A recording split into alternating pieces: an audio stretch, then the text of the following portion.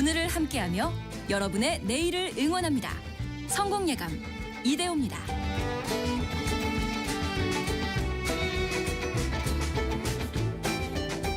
성공예감 이대호입니다. 2부의 문이 열렸습니다.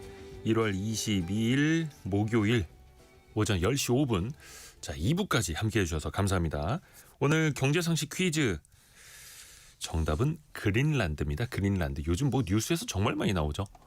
외교 뉴스에서도 경제 뉴스에서도 빠지지 않는 땅입니다. 땅. 현재는 이제 덴마크령인데 트럼프 대통령이 계속해서 그 땅을 미국이 가져야 한다. 야욕을 드러내고 있죠. 최근에는 미국이 그린란드를 갖는데 반대하는 유럽 국가들에 대해서 관세 25% 추가로 물리겠다라고 하면서 증시가 좀 많이 흔들렸었습니다만 밤사이에는 다보스 포럼에서 관세 그거는 취소하겠다라고 들었다 놨다 하고 있죠. 많은 분들이 정답 맞춰주셨고요. 3722님 트럼프가 그린란드 사서 여기에서 히토리오의 광물 자원에 눈독을 들이고 있죠. 라고도 아까 보내주셨고요. 1373님은 평화로운 섬나라 계속됐으면 합니다. 인간의 욕망은 자연의 섭리를 이길 수 없습니다. 이렇게 보내주셨고요. 2198님 어제 그린란드에 오로라 나왔다는 기사들이 많더라고요. 오로라 보고 싶네요. 라고. 극지방에서만 볼 수 있는 거라고 하죠. 그리고 아까 0794님 그린란드 세계 최초의 부동산 사기 광고 사례죠. 노르웨이 출신인 에리크가 얼음 땅을 녹색 땅이라고 해서 팔려고 했죠. 라고 보내주셨고요. 그리고 아까 8667님 안녕하세요. 오프닝 할 때마다 오프닝 멘트 때마다 라디오 있는 곳을 향해서 꾸벅 인사하는 22개월 아기랑 잘 듣고 있어요.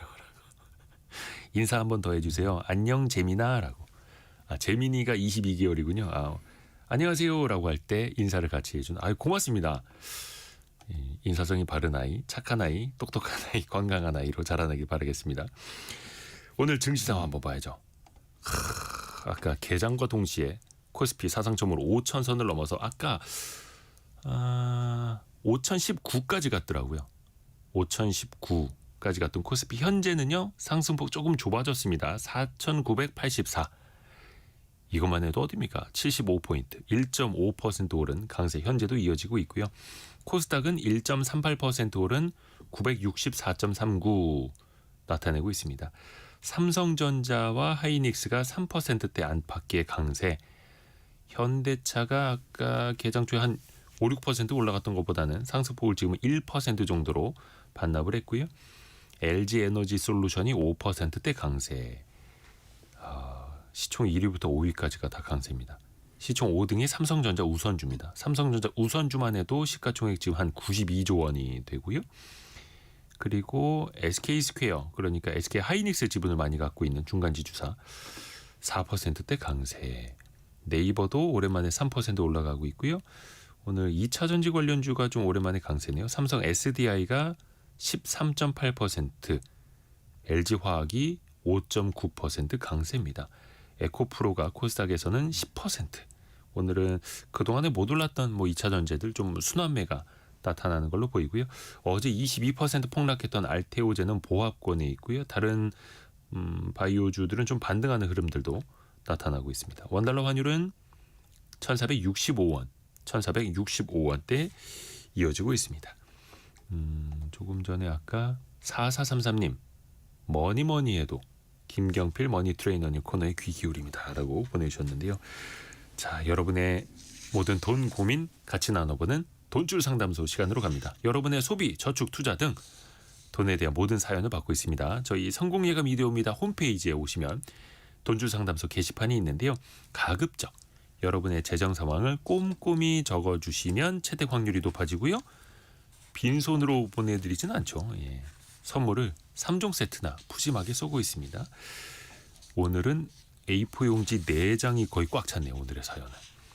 아이 둘을 키우는 30대 후반 맞벌이 부부의 사연인데요. 김경필 머니 트레이너와 같이 이야기 나눠보죠. 안녕하세요. 네, 반갑습니다. 오늘은 좀 특이한 사연입니다. 네네. 30대 맞벌이 부부고 아이 둘을 키우고 있는데 네. 3월부터 부부가 동시에 육아휴직을 하게 된다. 현재는 부인만 그렇죠. 육아휴직 중인데 남편분도 3월부터는 같이 육아휴직에 들어가면서 앞으로 월 소득이 150만 원 줄어들게 된다는 겁니다. 또 요즘 이런 가정들이 많이 늘고 있는 것 같습니다. 예. 육아휴직. 네, 동시 육아휴직까지는 모르겠는데 그 남편, 남자분들이 또 육아휴직을 하는 분들이 많이 늘어나고 있다. 이제 좀 자유롭게 쓸 수 있는 사회적 예, 아무래도 분위기가 조금 많이 달라진 것 같아요. 진짜 한 10여 년 전만 해도 여성분들도 육아휴직 들어가는 게 되게 눈치 보였는데 그럼요. 정말 많이 좀 개선이 예, 됐습니다. 많이 바뀐 것 같긴 합니다. 근데 중요한 건 수입이 줄어든다는 겁니다. 그렇죠. 물론 요즘에는 그 수당 잘 나옵니다만 예전보다 또 늘어나고는 있습니다만 남편이 사회복지사, 아내는 이제 중소기업에 근무를 하고 있는데 현재는 두 사람이 합쳐서 500만 원 정도를 벌고 있는데 네네. 3월부터는 남편분도 육아휴직 들어가면 수입이 350만 원으로 줄게 됩니다. 네.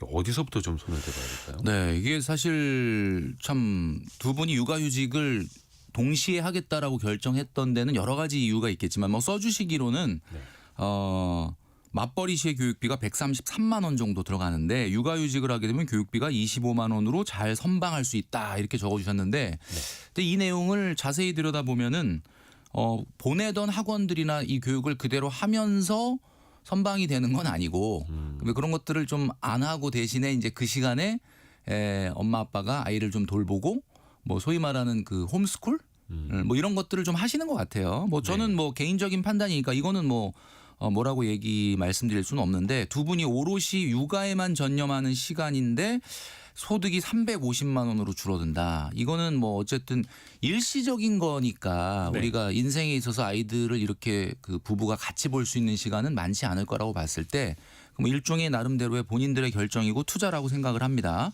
지금 두 분의 소득이 현재 500만 원이다라고 했는데 이게 원래 500은 아니고 진짜로 맞벌이를 하게 되면 그러니까 아내분께서 육아휴직이 아닌 두 사람이 다 동시에 그 일을 하게 된다면 요거보다는 조금 더 높을 것 같기는 해요. 왜냐하면 지금 소득이라는 게 남편분의 340만 원에 아내분의 육아수당 육아휴직급여 160을 더해서 500이거든요. 그러니까 지금 이분들이 그러면은 육아휴직에 아직 두 분이 들어간 건 아닌데 어느 정도 생활비를 쓰나 봤더니 420 정도를 씁니다. 그러면은 80만 원밖에는 돈이 안 남는 거니까 현재도 그죠. 저축률로 보자면 그 80만 원을 다 저축한다고 봤을 때 뭐 한 15%밖에 안 돼요. 그러니까 우리가 이제 그 나중에 우리가 자산을 키우는 데 있어서 가장 중요한 걸 세 가지로 얘기하는데 원금 곱하기 시간 곱하기 수익률이거든요. 네. 근데 여기서 말하는 원금이 여러분들의 소득이 아니에요.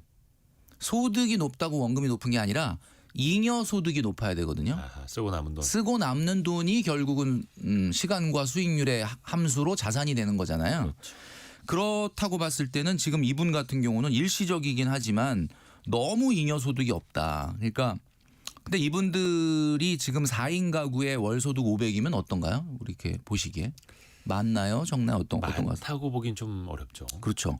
지금 올해 새로 기준이 발표된 중위 가구 그 가구원별로 보면은 1인 가구가 256만 원이고 2인 가구가 419만 원입니다. 근데 이 가정 같은 경우는 지금 4인 가구죠. 네. 4인 가구의 중위 소득은 649만 원입니다. 중간 위치. 네. 생각보다 높네요. 굉장히 높습니다.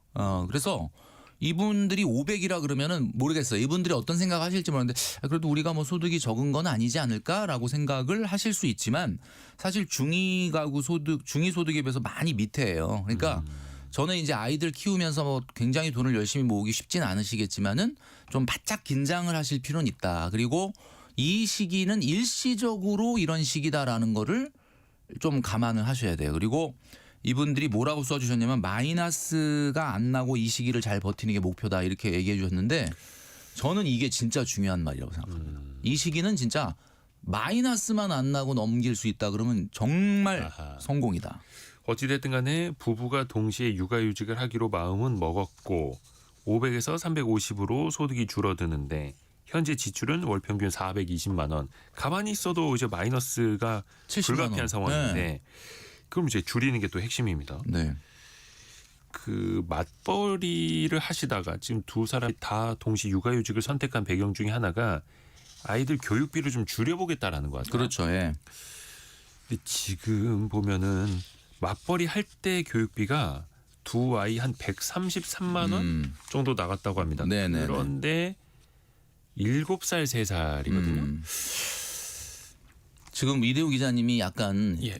갸우뚱? 미간을 좀 부리고 계시는데 예. 저도 그래요. 저도 제가 이분들에게 말씀드리고 싶은 게 예. 7살, 3살인데 133만 원을 사용을 합니다. 예. 이 세상의 모든 동고민은 소득에 맞춰지지 않은 소비가 문제가 되는 거죠. 물론 교육은 예. 조금 예외적인 특징이 있긴 있어요. 그래서 뭐 아무리 얘기를 해도 많은 분들이 고개로는 끄덕여도 내 아이, 내 자녀만큼은 좀 뭔가 내가 지금 현재는 좀 소득이 높지 않더라도 이건 좀 꼭 시키고 싶다 이런 생각이 드는 건 너무나 뭐 당연한 이해는 되는데 제가 보기에는 너무 많다라는 이야기죠. 아니 근데 이제 이분들 위한 변명을 좀 해드리자면 맞벌이 할 때 엄마가 이제 늦게 오니까 3살, 7살밖에 안 됐는데 태권도, 미술, 피아노 계속 이게 참 안타까운 표현인데 학원 돌리기 뭐 뺑뺑 이런 표현들 쓰지 않습니까? 맞아요. 엄마가 예. 찾으러 올 때까지 애들은 계속 학원에 있어야 되는 거예요. 여러 맞아요. 군데. 음. 근데 그 비용을 따져 보니까 둘이 합쳐서 최소한 108만 원 된다. 또 그 다른 것도 25만 원짜리가 있어서 이게 뭐 한 130몇만 원 된다는 건데 일단 이걸 줄여야 될 것 같은데요. 그러니까 이게 사실 그래서 이 돌봄에 대한 그 시간 그게 결국은 맞벌이 부부들한테 돈이거든요. 그래서 아마 정부 같은 경우도 이 돌봄 지원에 대한 그 여러 가지 정책들을 시행을 하고 있는 걸로 알고 있고 지자체별로도 또 지역에 따라서 특수한 상황의 여건을 맞춰서 이런 돌봄 지원을 하고 있는데 이게 이제 나하고 딱 맞으면은 참 다행인데 어떤 이유라도 안 맞게 되면은 이게 고스란히 다 비용으로 발생을 하게 되는 겁니다. 대상이 그래서 안 될 수 있고. 뭐 이분들이 당연히 안 찾아보시진 않았겠죠. 이런 도움을 받을 수 있는 지원을 받을 수 있는 거. 그래서 어쨌든 뭐 우리 사회가 저출생 문제가 굉장히 심각하니까 뭐 이건 뭐 매번 말씀드리는 거지만 이런 부분 그러니까 맞벌이 부부가 나가서 좀 편안하게 경제활동에 전념할 수 있는 여건을 좀 만들어주는 것이 굉장히 좀 중요하지 않을까라는 생각이 듭니다. 그러게요. 좀 현실적으로 가계 계획을 잘 짜야 될 게 왜냐하면 지금 뭐 7살, 3살 두 아이 어리기는 합니다만 아이들이 더 커가면 학원비는 더 들 수밖에 없잖아요. 그렇죠. 근데 지금부터 뭐 100만 원 넘는 값이라면 이거를 우리가 경계를 좀 해야 되는데 예. 자 남편분이나 아내 한쪽이 번 돈을 모두 저축을 한다라고 하는 것은 상당히 바람직하지만 남편이나 아내 한쪽이 번 돈을 모두 자녀 교육비로 쏟아붓는다라고 하는 가정이 지금 많거든요. 대한민국에. 네네. 이게 한마디로 철없는 행동이죠. 그러니까 이게 뭐냐면 역시 세요. 예, 네. 철없다라는 게 뭐냐면 계절의 변화를 맞춰서 생활하지 못한다가 철없다라는 뜻인데 예. 계절이라는 건 이 세상의 변화지 않습니까? 예. 이 세상의 변화에 맞추지 못하면 도태되는 거예요. 그래서 제가 봤을 때는 이 교육비라고 하는 부분은 좀 전에 제가 말씀드렸지만은 뭐 오늘 꼭 우리 사연자님만을 얘기하는 건 아니고 아무리 말을 해도 그게 이성적으로는 끄떡이지만은 이게 잘 지키지 못하는데 제가 딱 정해드릴게요 오늘. 예. 교육비는 말이죠. 유아기 때는 소득의 10% 내외를 넘으면 안 됩니다. 잘 기억하세요. 10%. 우리가 인생이라고 하는 우리 가정경제를 경영하는 CEO로 봤을 때 유아기 때 10% 소득이 넘는 교육비는 안 된다. 자, 그럼 초등기 때는 어떻게 되느냐? 초등기 때는 소득의 20% 넘으면 안 됩니다. 자, 그러면 중고등기에는 어떨까요? 30? 이때는 15%로 줄어듭니다. 자, 유아기 때는 10%, 초등기 때는 20%, 중고등기에는 15%. 그 왜 줄어드느냐? 오히려 더 줄어요? 왜 줄어드느냐? 예. 소득이 늘어나잖아요. 그리고 초등학교 때까지는 우리나라의 그 사교육 환경상 이것도 시켜보고 저것도 시켜보고 국어도 영어도 수학도 예체능도 시킬 수밖에 없는 약간 환경이기는 해요. 그래서 20%인데 그때가 지나고 나서 이제 얘가 뭐 예체능으로 갈 건지 공부로 갈 건지 아니면 뭐 다른 쪽으로 갈 건지가 정해진다면 오히려 교육비는 선택과 집중이 이루어지면서 줄어듭니다. 그리고 또 왜 30대 부부의 수입보다는 40, 50대 당연히 부부의 그렇죠. 수입이 그러니까 또 이게 올라간다라는. 중고등기의 15%가 초등기 20%보다 많을 수도 있는 거죠. 그러니까 금액으로는. 나름대로 이런 가이드를 좀 정해놓고 하셔야지 그냥 이것저것 일단 하는 거 다 시킨 다음에 우리 저축 하나도 못하네 마이너스가 생기네 이러면 이거는 안 된다라는 이야기죠. 그래서 이 비율보다 너무 월등히 지금 사교육을 많이 시키시는 우리 청취자분들 한번 다시 생각을 해보셔야 됩니다. 예, 우리의 인생에서 정말 중요한 것이 자녀의 스펙을 키워주려다가 자녀의 스펙을 날리는 분들이 많아요. 그러니까 우리가 보통 결혼할 때 5대 스펙을 본다고 하지 않습니까? 5대 스펙. 직업, 연봉, 학벌, 외모, 집안 5가지를 본다고 하거든요. 예. 근데 그 중에서 뭘 올려주려고 그러는 거 학벌과 뭐 직업과 이런 스펙 올려주려고 사교육을 투자했다가 마지막에 집안이라고 하는 스펙을 날려버릴 수가 있는데 집안이 뭡니까 여러분?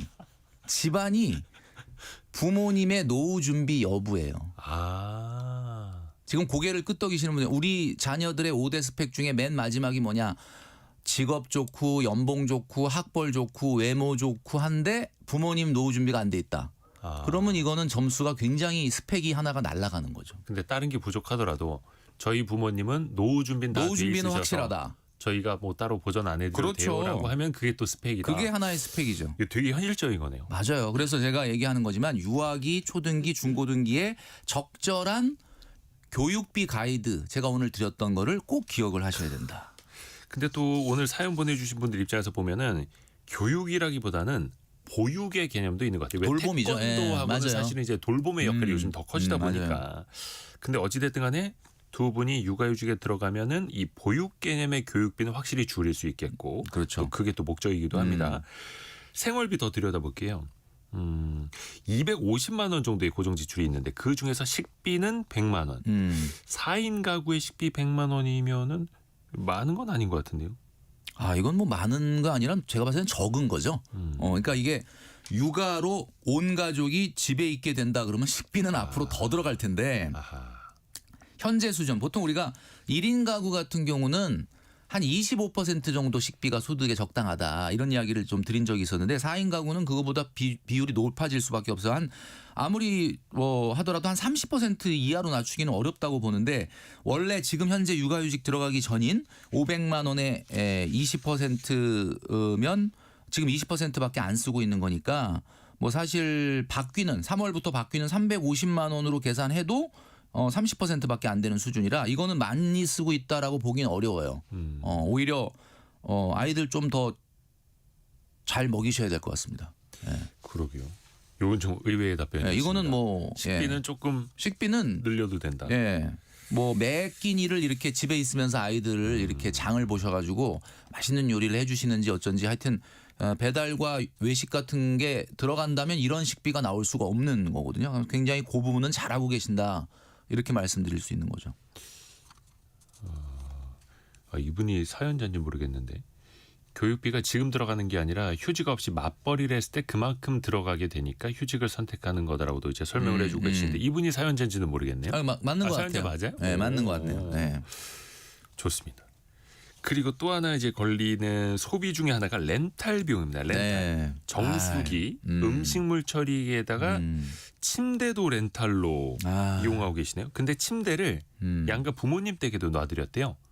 양가 부모님 댁에 이제 보일러 놔드린 게 아니라 침대를 네. 렌탈로 놔드렸는데 요게 매달 나가는 돈만 15만 원 정도 되는데 이거 좀 어떻게 보세요? 뭐 제가 그 돈출 상담소에서 여러 번 말씀드렸지만 렌탈 이거는 정말 안 된다. 왜 그러냐면 우리가 내구재를 살 때 고민을 하잖아요. 갑자기 큰 돈 들어가야 되니까 야 이거 어떡하지? 그러면서 좀 돈을 모은다든지 여기저기서 돈을 빼서 이게 사게 되는데 이렇게 렌탈을 쉽게 해버리면은 야 이거 뭐 몇백만 원 안 들어가. 그냥 뭐 한 달에 요만큼만 들어가면 돼. 그리고 쉽게 너무 판단을 하게 된다. 우리가 마케팅의 가장 기본은 돈을 쪼개서 보여주는 거 아니겠습니까? 그게 바로 렌탈이에요. 여기 많은 금융 비용까지 포함되어 있는데 우리는 잘 그거를 모르는 거죠. 우리가 35만 원짜리 그러면 어때요? 사기가 좀 35만 원이나 들어가 이러는데 야 하루 900원이야. 그러면 그래? 이러면서 그냥 쉽게 그냥 덜컥 사게 되는 거잖아요. 가격을 쪼개는 거죠. 쪼개는 거죠. 그래서 이게 인스톨먼트 플랜이라 그래서 마케팅에서는 무조건 가격을 쪼개서 보여줍니다. 맞아요. 근데 우리는 어떻게 생각해야 돼? 근데 결국 합쳐봐야죠. 그래서 금융 비용까지 해서 얼마인데 이 토탈로 생각을 하셔야 된다. 근데 이분이 본인이 잘 알아. 이게 혼쭐날 각오를 하시고 여기 렌탈 이렇게 적어주셨는데 이거는 음식물 처리기가 식비 100만 원이면요. 음식물 음식물 쓰레기 별로 나오지도 않을 것 같은데 제가 봤을 때는. 그렇지 않습니까? 생각해보니까 그러네요. 그죠? 이 100만 원 식비를 쓰는데 무슨 아니 음식물 쓰레기가 식비가 나와요. 100만 원인데 음식물 쓰레기 렌탈비를 그러니까 저는 오늘 영하 뭐 한 체감 온도 18도까지 간다 그러는데 네. 저는 아직 음식물 쓰레기를 안 써서 가끔 좀 와이프가 시켜요. 이렇게 이걸 가지고 바깥에 나가는데 그렇죠. 요런 날 같은 경우는 음식물 쓰레기 그 광고하시는 분들 열심히 하시면은 오늘 좀 효과를 보실 수 있을 것 같습니다. 근데 이게 렌탈에는 사실은 관리비, 금융 비용 다 포함된 다 거지 들어가는 않습니까? 그래서 거거든요. 일시불로 살 때보다 확실히 비쌉니다. 렌탈비가. 근데 그건 뭐 이분들 당연한 이거 거죠. 아직 그 약정 기간이 남아서 지금 해지한다고 해도 위약금이 생길 수 있잖아요. 네, 그러니까. 예. 그러니까 이제 결국은 우리가 흔히 얘기할 때 빼박이라고 그러죠. 어떻게 네. 할 수 없는 상황을 얘기하시면서 하셨기 때문에 네. 뭐 방법이 없는 거죠. 그러니까 일단 여기까지는 우리가 그렇다고 치고 앞으로 살면서 렌탈의 유혹을 받으실 일이 엄청나게 많으실 텐데 제가 지금 좀 전에 말씀드렸던 것처럼 35만 원 그러면 생각해 볼 거를 350만 원 그러면 생각해 볼 거를 한 9만 원밖에 900원밖에 안 돼 하루에 이렇게 생각하면은 그냥 쉽게 수용하는 이런 것들을 우리가 잘 경계하셔라 이렇게 말씀드리는 거죠. 그렇죠. 그래서 차라리 이제 금융 비용 뭐 할부 이자 생각해 보면 일시불로 사는 게 맞는데 또 그게 또 목돈이 또 한 방에 다 있는 것도 아니다 보니까. 맞아요. 하지만 그걸 또 다 계산을 하고 계셔야 된다라는 거. 맞습니다. 또 하나가 보험료입니다. 보험료. 네. 보험료가 가정 다 합쳐서 54만 원이거든요. 월 54만 원. 사망보험금도 14년을 더 내야 되는 게 있고요. 그리고 7살, 3살 아이 둘인데 아이들 둘 보험료로도 월 10만 원씩 나가요. 지금 우리 가정이 일시적이긴 하지만 월 소득이 350만 원으로 줄어들잖아요. 네. 그럼 이런 상황에서 보험료가 줄어드나요? 안 줄어들잖아요. 그렇죠. 그러니까 뭐 소득 올라가면은 소득 내려갈 때를 대비해서 보험료가 연동해서 줄어드는 건 아니고 고정비의 성격인데 네. 뭐 우리 돈줄 상담소에서 제가 늘 말씀드리지만은 소득의 3에서 5%. 좀 입이 아프도록 말씀드리고 있습니다. 소득의 3에서 5%. 자, 그러면 현재 수준으로 봤을 땐 소득의 10%가 넘어요. 350만 원으로 이제 3월부터 소득이 줄어든다. 그러면 보험료는 15%가 넘습니다. 그럼 이거는 안 된다는 거거든요. 너무 일시적인 거 하면 6개월, 1년 정도만 그래요 라고 한다면 모르겠는데 육아휴직 기간이 6개월, 1년보단 더 길어질 거고 보험이 나쁘다는 건 아니지만 보험이라는 거는 항상 우선순위에 맞춰서 가입을 해야 된다. 이렇게 말씀드렸죠. 지금 350만 원으로 소득이 줄어드는 가정이 한 달에 15% 이상을 보험료로 낸다? 비유적으로 말씀드리면 인구 5천 명 정도 되는 마을에 네. 8차선 왕복도로를 만든 거다. 도로 있으면 좋죠. 예. 예. 근데 그런 거고 예. 그다음에 경차에다가 예. 버스 브레이크를 단 거다. 유압식 브레이크. 예, 이런 거예요. 푸식 하는 거. 그다음에 우리 지금 청주공항에서 떠가지고 제주도까지 딱 날아가는 비행기에 예. 기름을 만땅으로 넣은 거죠. 좀 있으면 그냥 뜨면 바로 내리는데. 굉장히 비율이라는 거지. 54만 원의 보험. 그럼 엄청난 거죠. 그러니까 제가 말씀드리죠. 늘 일단 1순위는 실손으로 가입을 하는데 지금 실손보험 9만 원이라고 적어주셨는데 네. 단독 실손 이게 1순위고요. 2순위는 질병진단 이거는 경제활동을 하는 부부만. 그다음에 3순위는 사망보장. 4순위는 이제 기타 입원 수술 치료비 보장입니다. 그러면 1순위, 2순위, 3순위, 4순위. 돈이 여유가 있다. 그러면 1순위, 2순위, 3순위, 4순위 다 하면 되는데 현재는 우리가 500만 원 소득이다 그러면 한 3% 잡으면 15만 원이잖아요. 그렇죠. 그럼 15만 원으로 할 수 있는 범위 내에서 1순위하고 2순위만 하고 나머지는 정리하셔야 되는 거죠. 나빠서 정리하라는 게 아니에요. 필요 없어서 정리하라는 게 아니에요.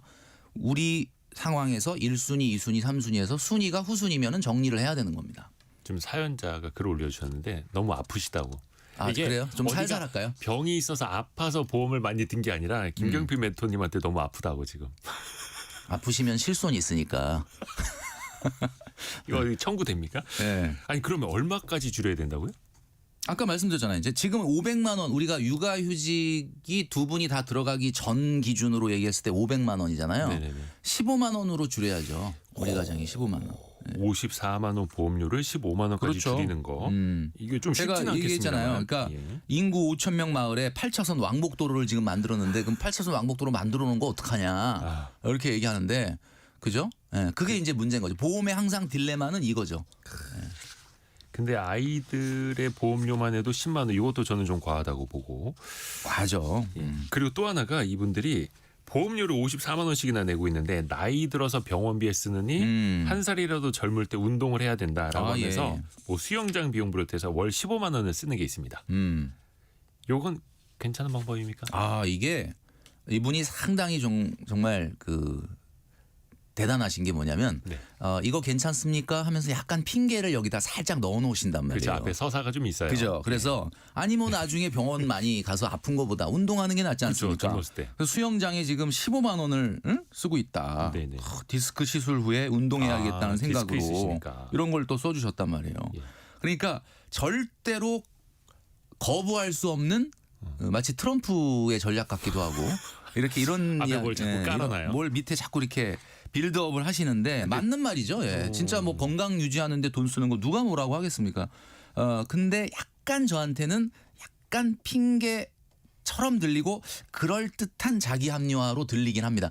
운동한다는 건 너무 좋은데 운동이 꼭 뭐 이렇게 지금 우리 상황에서 이렇게 소득이 지금 줄어드는 상황을 고민하시는 우리의 상황에서 15만 원, 20만 원씩 꼭 쓰면서 해야 되느냐. 그러니까 이게 소득이 늘어나고 있을 때 때는 상관없는데. 수영장 비용과 그럼요. 소득이 줄어들 때 수영장 비용 다르다. 그렇죠. 그러니까 그런 면에서 봤을 때 물론 운동한다는 건 너무 좋은 거예요. 그런데 또 우리가 아이가 한창 지금 크고 있는 상황의 4인 가구이기 때문에 제가 아까 말씀드렸던 것처럼 좀 소소한 것들에 대한 것도 약간은 좀 긴장을 하고 바짝 좀 우리가 좀 허리띠를 좀 졸라맬 아마 허리띠를 졸라맬 생각으로 지금 여기에 사연을 보내신 거예요. 왜냐하면은 그렇죠. 일시적으로 소득이 많이 줄어드니까 허리띠를 졸라매셔야 되는데 이제 디스크가 있으시다 그래가지고 졸라매시면 안전벨트를 네. 딱 하셔야 됩니다. 안전벨트로 네, 허리띠보다는. 근데 요건 좀 줄일 수 있어요. 수영장 비용은. 그렇죠. 이런 거 줄일 수 있고 보험료도 충분히 줄일 수 있습니다. 줄일 수 있고 네네. 이게 작은 돈을 그거 줄여봐야 얼마 안 돼라고 생각하지 말고 이런 고정비들이 쌓이게 되면은 잉여 소득이 늘어나는 건데 제가 얘기했잖아요. 미래 여러분들의 자산은 네. 수익률에서 오는 게 아니라 그렇죠. 잉여 소득에서 오는 겁니다. 수익률은 네. 시간이 지나면 다 비슷해집니다. 네. 지금 2652님이 조언 하나 올려주셨습니다. 디스크에는 걷기가 최고입니다. 경험자예요라고. 야 이게 우리 돈줄 상담소의 청취자분들은 같이 걱정해 주셔. 합동으로 조언을 해주기 때문에 너무 좋은 것 같아요, 진짜. 지금 뼈 때리는 말들 너무 많이 하고 있는데 아이고 이거 이 지점이 저는 좀 걱정이 됩니다. 너무 세게 때리지 마시고요. 차가 2대입니다. 아하. 한 대는 출퇴근용 또 하나는 아이들 등하원용이라고 하는데 당장 자동차 보험료도 15만 원씩 나가요. 월. 근데 부부가 다 육아휴직에 들어가면 차가 꼭 2대까지는 필요 없어 보이는데 그렇죠. 근데 복직을 하게 될 경우를 대비하면 그때 다시 또 사야 될 수도 있잖아요. 그렇죠. 그러니까 2대를 그냥 갖고 있는 이분은 거거든요. 항상 이렇게 빌드업이 있어. 이렇게 딱 뭔가 밑밥. 밑밥을 딱 깔아놓으신 서사가 있어서 네. 여기 10년 된 중고 자동차 그리고 캐스퍼 이건 뭐 저기 경차죠? 예, 경차. 이렇게 얘기를 하셨는데 이 차량이라는 게 뭐 늘 말씀드리잖아요. 우리 청취자분들 아시겠지만 유지비를 사회 초년생들은 잘 모르고 그리고 지금 차를 바꾸려고 하시는 분들 많이 있으실 텐데 보험료, 통행료, 과태료. 저는 이 과태료가 이게 한 방에 이게 저는 많이 경찰청 참 그 회식하시라고 돈을 좀 많이 내는 사람이고 제가 뭐 과속을 해서가 아니라 그분들 회식비는 아니겠으나 회식비는 아닌데 왜냐하면 이게 그 요즘 그 학교 근처는 막 30km인데 그 진짜 살살 가는데도 가끔 그 날라오더라고요. 그게 그래서 이게 하여튼 40몇 킬로로 가다 찍혔을 때 정말 지켰을 때도 있고 뭐 지켜야 되는 겁니다. 지켜야죠. 그래도. 근데 지켜야 되는데 이게 쉽지가 않은 게 보험료, 통행료, 과태료, 주유비, 주차비, 세차비, 수리비, 소모품비 그리고 중고차는 소모품비가 많이 들어요. 대리비, 발렛비까지 포함하면은 아무리 절약을 해도 차량 2대면 제가 봤을 때는 7, 80만 원 그냥 훅 지나가거든요. 그래서 이거는 한 대 처분하시고 나중에 그때 필요하면 그때 사셔라라고 말씀드리고 싶고요. 근데 그 파는 것도 귀찮고 네네네. 그러니까 좀 그냥 가지고 있다가 나중에 복직을 대비해서 지금 이런 거 있지 않습니까, 여러분? 헤이 땡땡. 네. 뭐 차 땡땡땡 뭐 이런 거 있잖아요. 그런 중고차 데다가 거래. 그런 데다 내놓으시면은 바로 팔립니다. 좋은 가격으로 잘 해주실 수 있으니까. 그리고 또 그죠? 이분들이 경기도 고양시에 살고 계세요. 네. 직장이 어디 있는지는 모르겠습니다만 그래도 경기도 고양시쯤 되면 교통 좋아요. 그렇죠. 예, 수도권이니까. 예, 그러니까 뭐 이 세상에 참 이게 돈 얘기하다 보면 좀 치사스럽고 그렇긴 한데 저희가 이제 얘기하다 보면서도 저도 그런 생각이 드는데 예. 이 세상의 모든 돈은 결국 내가 편하자고 쓰는 거고요. 그 편한 것을 조금만 양보해서 불편을 감수해주면 그게 다 내 돈이 됩니다. 그렇죠. 그러니까 지금 우리가 막 500, 600, 700 지금 막 소득이 쭉쭉 올라가는 상황에서 이렇게 하라는 게 아니잖아요. 일시적으로 지금 이렇게 우리 가정 경제에 일시적인 어려움이 생겼을 때 허리띠를 졸라매자는 이야기니까 차를 한 대는 꼭 좀 파시는 게 좀 맞다라고 보는 거죠. 지금 KBS 콩으로도 이유 없는 무덤은 없다, 지하철이 최고다, 차는 부채다 등등. 또 진짜 명언이 올려주고 쏟아지네요. 계십니다. 차는 부채다. 야 이게 진짜. 그 또 이제 아이들을 위해서 또 비정기적으로 쓰는 비용이 있습니다. 키즈 카페 한 번 가면 10만 원은 훅 쓰게 된다. 뭐 안 할 수 없죠 이거는. 그렇죠. 거기서 아이 둘 데리고 가고 부부같이 이제 4명이서 가면 뭐 식사비도 있고 하니까 맞아요. 10만 원도 금방 나가게 됩니다. 이런 지출들은 어떻게 관리해야 될까? 이게 참 고민이 되는. 네, 이런 지출은 어쨌든 약간 고정비적인 지출인데 이분이 써준 게 뭐 경조사비, 부모님 찾아뵐 때 식사라든지 아이들 또 한창 크다 보면은 네. 또 옷 같은 거 사주다 보면 그런 비용들 이런 것들이 지금 많이 들어가는데 참 어렵습니다. 아무리 적은 월급이라도 약간은 그 통장을 좀 여러 개로 나눠 놓을 필요가 있어요. 그러니까 이게 무슨 얘기냐면 네. 우리가 돈이 이렇게 있는데 막 돈이 너무 많아가지고 아무리 써도 그냥 돈이 바닥이 안 난다라는 분들이야 뭐 아무렇게나 써도 되는데 그게 아니라 이렇게 지금 일시적으로 소득이 작아지는 많은 우리 청취자분들 중에도 있을 텐데 그럴 때는 돈을 세분화해서 쪼개면 쪼갤수록 여러분들이 돈을 편하게 절약을 할 수가 있거든요. 그러니까 예를 들면 제가 늘 말씀드리는 게 계절 지출을 따로 정립을 해라. 그렇죠. 이런 이야기 하고 있잖아요. 그러니까 육아휴직 기간에는 계절 지출이 당연히 줄어들긴 해야 돼요. 평상시에는 뭐 명절, 여행, 뭐 이벤트. 근데 지금 뭐 350만 원으로 소득이 줄어드니까 뭐 여행을 육아휴직 기간에는 좀 안 간다든지 예. 한 1, 2년 정도는 뭐 여행을 안 간다든지 아니면 가까운 데만 나들이 한다든지 이런 식으로 좀 해주시는 게 좋겠고 결국은 세분화해라.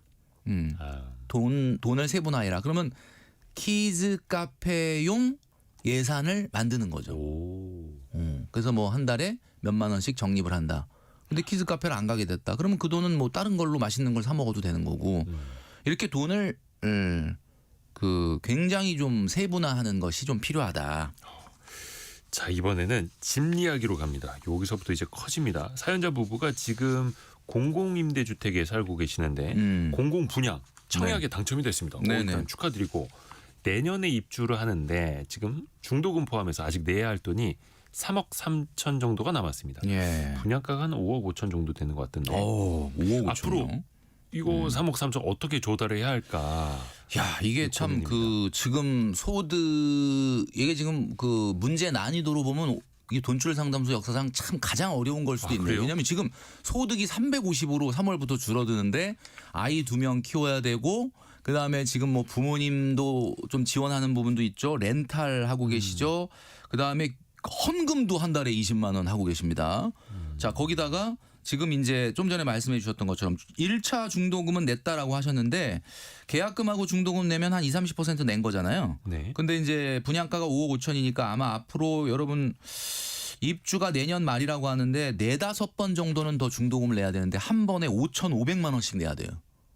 다 대출이죠, 뭐. 다 대출이죠. 일단은 다 대출이고 이분들의 자산을 보니까 현재 살고 있는 공공임대 아파트의 보증금까지 다 더하면 2억 8천 정도 된다고 합니다.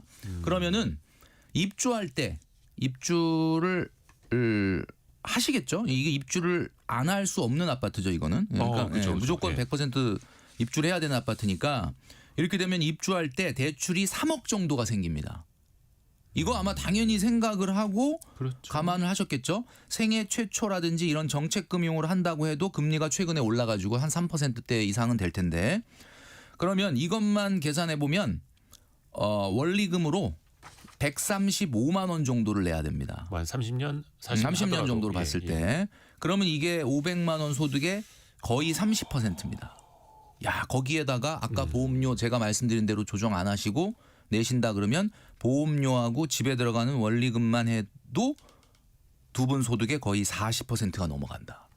지금 이런 상황이기 때문에 제가 아까 앞서서 얘기했던 것들 같은 자잘한 것들을 다 줄여주셔야 그래서 돼요. 세게 말씀하셨구나. 그래서 세게 왜냐하면 여기 룸이 안 나와요. 도저히 아무리 생각을 해봐도. 이거 안 되겠다. 디스크 있으셔도 허리띠 졸라매요. 그러면 졸라매고 아까 우리 예. 그 청취자분들이 문자 주신 것처럼 걷기 운동하시고 예, 예, 이렇게 가셔야 이 집에 내년 말에 입주를 하실 수 있을 것 같다라는 생각이 드는 거죠. 이거 뭐 수영장을 걱정할 게 아니네요. 그럼요. 이 자잘한 것들을 왜 하지 말아야 되는지에는 예. 뒤에 이렇게 커다란 어떻게 보면은 대비를 안 했을 때 구멍이 날 수가 있기 때문에 이거 우리가 집 포기할 수는 없지 않습니까? 그렇죠. 그러니까 분양 이거는 당첨됐으니까. 그리고 예. 또 이게 공공 분양이었어 가지고 아마 시세보다 저렴하게 분양을 받으신 걸 거예요. 그래요. 예, 그런데 어쨌든 5억 5천이다라고 하면은 와 지금 두 분의 이 소득과 자산 수준에서는 굉장히 사실은 비싼 아파트인 거는 분명하거든요. 그러니까 어쨌든 이 집을 잘 지켜서 아이들을 여기서 키우면서 자산이 성장하기 위해서는 이 집에 들어갈 때쯤에는 내가 내 소득에서 대출과 이자를 내는 비중이 막 이렇게 지금 보험료하고 합쳐서 40% 50%를 낸다 그러면 생활 자체가 안 되기 때문에 체질 개선을 들어가기 전까지 좀 해놓으시고 들어가셔야 된다. 이렇게 말씀드리고 싶습니다. 진짜 오늘 사연 잘 보내셨어요. 예. 그래서 저희가 또 이제 이런 조언을 해드리는 거고 지금 주식과 금 각각 1,000만 원씩 갖고 있는 게 어떻게 보면은 부동산 제외하고 거의 대부분의 자산입니다. 네. 이게 뭐라고 써주셨냐면 입주를 대비해서 이제 돈을 이렇게 모은다라고 했는데 자, 이런 생각이 듭니다. 오늘 우리 그 국내 주식이 코스피가 5천을 한때 넘었죠. 찍었고 예. 뭐 올해나 작년까지는 좀 별로였지만 그 전해와 전전해에는 또 미국 주식이 엄청나게 올랐고 그렇죠. 최근에 이렇게 주식 투자 안 하시는 분 없고 뭐 금이라든지 최근에 또 은까지 오르고 있고 뭐 이렇게 하다 보니까 안 오르는 게 없어요. 10년 20년 전에 비해서 이 정보라는 게 굉장히 비대칭성이 사라졌어요. 그렇죠. 유튜브도 빠르죠. 보시고 뉴스도 보시고 이 10년 20년 전에는 아는 사람만 했는데 그러다 보면 여러분 이렇게 해서 10년 20년 지나게 되면 20년 30년 후에 여러분과 여러분 친구와 주변에 있는 사람들의 수익률은 어떻게 될 것 같습니까? 수익률은 동조화됩니다. 수익률이 누구는 높고 누구는 낮은 사람이 없어지는 소위 말해서 정보의 비대칭성이 사라지는 세상이 된다. 그러면 결국 승부는 어디서 나느냐? 제가 오늘 말씀드렸잖아요. 잉여소득에서 나오는 거예요. 원금에 누가 원금을 많이 남겨서 투자하느냐 이거에 남는데 이분들 같은 경우는 지금 이렇게 여러 군데다 돈을 쓰고 있기 때문에 이런 것들을 좀 정리해야죠. 고민 중에 하나가 아이들 이름으로 매달 적금 10만 원, 네. 주식도 10만 원씩 뭔가 이제 적립식으로 매수하시는 게 있나 봐요. 네네. 근데 이거는 당분간 소득이 줄어드니까 적금 투자를 잠시 미뤄둘까요 하는 그 고민도 있어요. 저는 미뤄둬야 된다고 봅니다. 왜냐하면 이 돈을 아이 이름으로 적금 넣고 아이 이름으로 주식 사고 이러다 보면 이거는 어쨌든 내 돈은 아닌 거예요. 부부 돈이 아닌 거예요. 사실은 어찌 보면은 비과세의 범위 내에는 있지만 증여예요. 그죠? 엄밀히 말하면 지금 우리가 지금 증여할 때입니까? 지금 우리가 지금 우리의 그 상황도 경제적으로 빨리 이제 독립을 해야 될 상황인데 지금 증여를 할 때가 아니죠. 그러니까 이거는 잠시 미뤄둬야 됩니다. 이건 지금 하시면 안 돼요. 근데 사실 반전이 있습니다. 이분 그 사연 남겨주시고 마지막에 어떻게 쓰셨냐면 부부 둘이 부모님 도움 하나도 받지 않고 10년 동안 아이들 고생시키면서 열심히 살았다고 생각했는데 이제 겨우 남은 건 20평짜리 대출 잔뜩 낀 내 집 한 채 그리고 교육비 걱정 노후 걱정이 남는다는 게 씁쓸하기도 하고요. 우리 서로 좀 짠하다 싶어서 사연을 보내봤습니다. 뭔가 열심히 잘 살고 있다는 응원이 듣고 싶었나 봅니다. 이렇게 사연을 마무리해 주셨거든요. 예. 근데 지금 너무 하셨어. 아니 그러니까 제가 이분들을 김경필 멘토님이 너무 몰아붙인 게 아니라 따뜻한 응원 듣고 싶어 하시는 따뜻한 분들한테 응원. 예. 원래 제가 따뜻한 게 별로 없어요. 티. 예. 100% 티. 쌉티인데 제가 아니 근데 이분들이 30대 후반에 지금 어쨌든 두 아이를 키우고 있고 그리고 2억 8천 정도의 자산이 있어요. 청취자분들 어떻습니까? 이거 대단한 이분들이 뭐 엄청난 고소득이 아니란 말이에요. 저는 뭐 기본적으로 지금까지는 너무 열심히 잘 살아오신 분들이고 지금까지에 오셨던 거를 뭔가 잘못됐다 야단치는 게 아니라 이 상태에서 우리가 내년의 말에 이제 입주를 하게 될 때 지금의 상황보다는 조금 더 구조조정을 통해서 이 소득이 낮아지는 시기를 극복하지 않으면 어려움이 오니까 경고 차원에서 제가 말씀드린 거지 이분들이 과거에 뭐 잘못 살아왔다 이런 얘기를 한 건 절대 아니거든요. 예. 근데 제가 봤을 땐 지금은 선택과 집중이 필요한 시기예요. 왜냐하면 내년에 이제 집에 입주를 하셔야 되니까 선택과 집중을 해야 되는데 지금 잘 보세요. 헌금하죠. 헌금 나쁜 겁니까? 좋은 거죠. 예. 부모님 지원하죠. 나쁜 겁니까? 좋은 거죠. 아이들 저축 투자 뭐 이런 거 시키죠. 너무 좋죠. 보험료 나쁜 겁니까? 좋은 거죠. 대출이자 내야 되죠. 이제 자동차 2대죠. 침대하고 정수기 렌탈까지 하죠. 제가 느낌이 어떤 느낌이냐면 하나하나 보면은 뺄 게 없고 다 필요한 거고 다 하는 거 아니냐 이렇게 얘기하는데 이런 게 다 모이면은 어떻게 되는 거냐면 이게 경제적으로 나중에 굉장히 문제가 될 수가 있는 거죠. 그러니까 집을 입주하시고 나서 나중에 마이너스가 날 수밖에 없는 상황을 미연에 예방하기 위해서 오늘 예방주사가 좀 따끔해요 원래. 그러네요. 그죠? 따끔한 건 좀 넘어선 것 같고요. 네, 오늘은. 좀 아프죠 약간. 맞습니다. 네. 그런 거 있지 않습니까? 주사 맞기 전에 엉덩이 때리는 그렇죠. 게 더 아픈 거. 맞아요. 그런데 그런 느낌이었습니다. 어쨌든 오늘 요 내용을 좀 종합을 해보시면 우리가 예. 우리의 경제 상황에서 조금 약간은 지금 어려운 상황으로 들어가고 있으니 이렇게 두루두루 이것저것 이렇게 막 돈을 좀 하는 것들을 결단해서 네. 뭔가 냉정하게 끊어야 될 거는 딱딱딱 끊는 제가 몇 가지 말씀드렸죠 오늘 그런 것들을 딱 좋습니다. 해야만 이 고비를 넘길 수 있는 시험대가 넘어가야 이분들한테 밝은 미래가 보인다. 윤영은 님이 지금 꼭 필요한 조언인 것 같아요라고 보내주셨고요. 1960님 저도 방송 들으면서 반성합니다. 정신 바짝 차려야겠어요라고 보내주셨고 많은 분들이 또 공감해 주시고 또 응원도 같이 해 주셨습니다. 김경필 머니 트레이너 함께했습니다. 고맙습니다. 감사합니다. 라디오 정보센터 다녀옵니다. 더불어민주당 정청래 대표가 조국혁신당의 합당을 공식 제안했습니다. 정 대표는 오늘 국회에서 예고 없이 기자회견을 열고 조국혁신당의 합치자며 6.3 지방선거를 같이 치르자고 말했습니다. 조국혁신당 조국 대표는 정 대표의 제안에 숙고하겠다고 밝혔습니다. 여야가 한 차례 무산됐던 이해훈 기획예산처 장관 후보자 인사청문회를 내일 열기로 최종 합의했습니다. 다만 국민의힘은 후보자의 자료 제출을 전제로 한 조건부 합의라고 설명했습니다. 한국무역협회가 국내 수출업체 1,193곳을 대상으로 조사한 결과 환율 변동성 확대와 미국의 관세 인상을 올해 가장 큰 대외 리스크로 우려하는 것으로 나타났습니다. 지난 24년 동안 서울을 떠난 인구는 전반적으로 줄었고 청년층의 순유입은 점차 늘어난 것으로 나타났다고 서울시가 발표했습니다. 지금까지 라디오 정보센터 뉴스 정한나였습니다.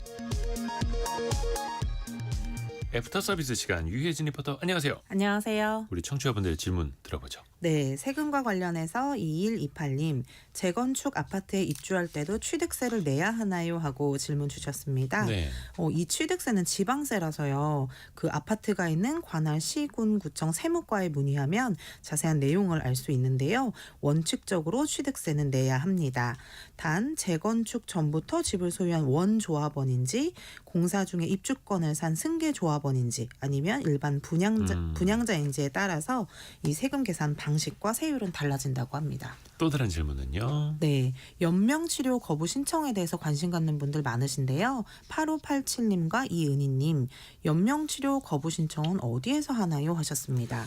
연명치료 거부 신청 이게 사전 연명의료 의향서를 내는 건데요. 네. 요거는 직접 상담사의 설명을 들은 후에 작성을 해야만 법적 효력이 발생된다고 합니다. 보건복지부 지정을 받은 등록기관을 직접 방문해야 하는데요. 지역보건소, 의료기관, 대한노인회 등 비영리 법인 단체가 해당이 되는데요.